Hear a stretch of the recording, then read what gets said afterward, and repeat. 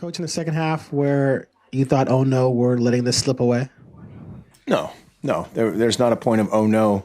There's a point of pointing out what's happening, right, and identifying what's happening and fixing it. Oh no doesn't solve anything. And offensively, for the most part, and again, this isn't to take anything away from their defense or how we were playing. It was, the fumble, some weird unforced errors, a few decisions we made kind of in our run pass game that put us behind, and then defensively, had a couple very unfortunate penalties. They had the pass interference and the personal foul.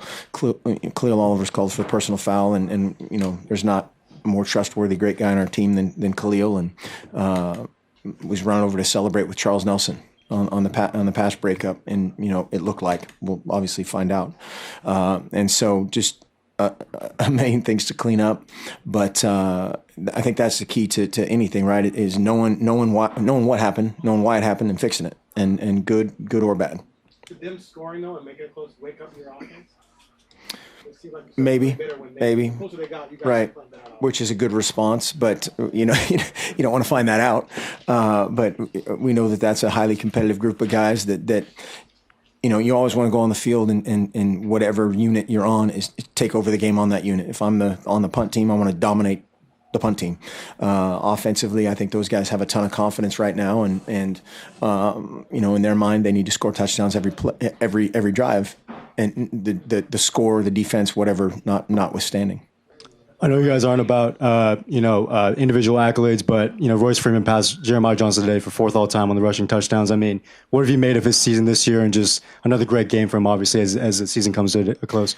Yeah, he's really battled. At this point of the season, a guy like Royce and tailbacks around the country are banged up.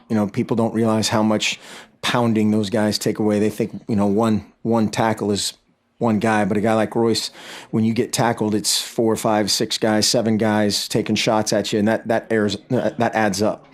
And so just the wear and tear on him, and for him to continue to battle, continue to do some great things in the passing game. Could have done a couple more great in the passing game today.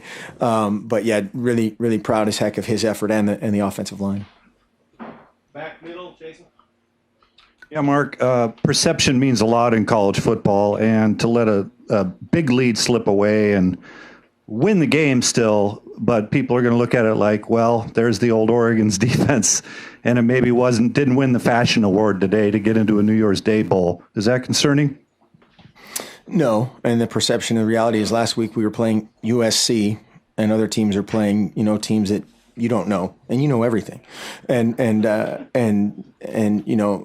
the way that you finish, there's not a conference that plays a tougher schedule of how it's put together, and if that doesn't stand on its own, I think it's very unfortunate for anything that we call a playoff. That how you get there doesn't really matter.